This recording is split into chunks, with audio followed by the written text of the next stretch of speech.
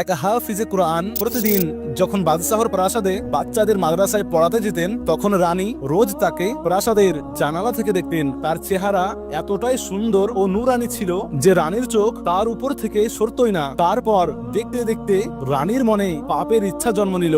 সে হাফিজে কুরআনের প্রতি আসক্ত হয়ে পড়ল। কিন্তু এটা ভালোবাসা ছিল না, বরং মনের কুপ্রবৃত্তি ছিল, শয়তানের পাতা ফাঁদ ছিল।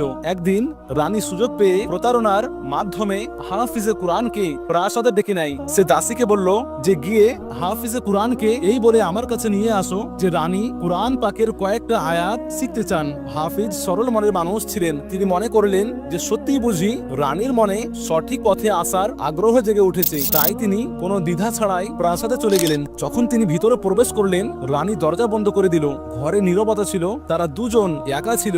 সেই মুহূর্তেই রানী তার খারাপ উদ্দেশ্য প্রকাশ করে দেয় এবং বলল, আমি তোমার প্রতি আসক্ত হয়ে গেছি, আমার কথা মেনে নাও। হাফিজে কুরআন ভয় পেয়ে গেলেন, তার মন কেঁপে উঠল। তিনি পিছিয়ে গেলেন এবং বললেন, আস্তাগফিরুল্লাহ রানী সাহেবা, এটা অনেক বড় পাপ, আল্লাহকে ভয় করুন। রানীর কণ্ঠে কঠোরতা এসে গেল।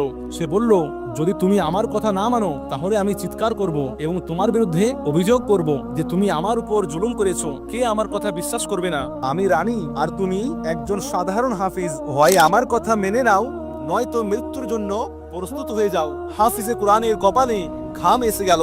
একদিকে পাপ, অন্যদিকে মিথ্যা অভিযোগের সাথে মৃত্যুর ভয়। তিনি বুঝে গেলেন যে এটা তার জন্য অনেক বড় পরীক্ষা, কিন্তু তার মনে আল্লাহর ভয় ছিল, যা প্রতিটি ভয়ের চেয়ে বড়। তারপর তার মাথায় একটা বুদ্ধি এলো। তিনি বললেন, রানী সাহেবা, আমাকে শুধু 1 মিনিট সময় দিন, আমি গোসলখানা থেকে হয়ে আসি। তারপর আপনি যেমন বলবেন আমি করতে রাজি আছি। রানী হাসলো, তার মনে হলো সে মনে হয় রাজি হয়ে গেছে। বলল, ঠিক আছে, যাও। হাফিজ সঙ্গে সঙ্গে গোসলখানার দিকে ছুটলেন। ভিতরে ঢুকে দরজা বন্ধ করে দিলেন এবং তারপর এমন একটা কাজ করলেন যা ইতিহাসে দৃষ্টান্ত হয়ে গেল। তিনি তার শরীরে নোংরা মেখে নিলেন, মুখে, হাতে, কাপড়ে, সর্বত্র। এমনকি তার চেহারায় বদলে গেল এবং তীব্র দুর্গন্ধ ছড়িয়ে পড়ল। রানী বাইরে অপেক্ষা করছিল। যখন হাফিজ বাইরে বের হলেন এবং রানীর চোখ তার উপর পড়ল, সে চিৎকার করে উঠল, এটা তুমি কি করলে? কি অবস্থা বানিয়ে নিয়েছো নিজের? হাফিজ কাঁদতে কাঁদতে বললেন, রানী সাহেবা, এখনো যদি আপনার ইচ্ছা বাকি থাকে তাহলে আমি এখানে আছি। রানী ঘৃণা ও বিরক্তিতে পিছিয়ে গেল।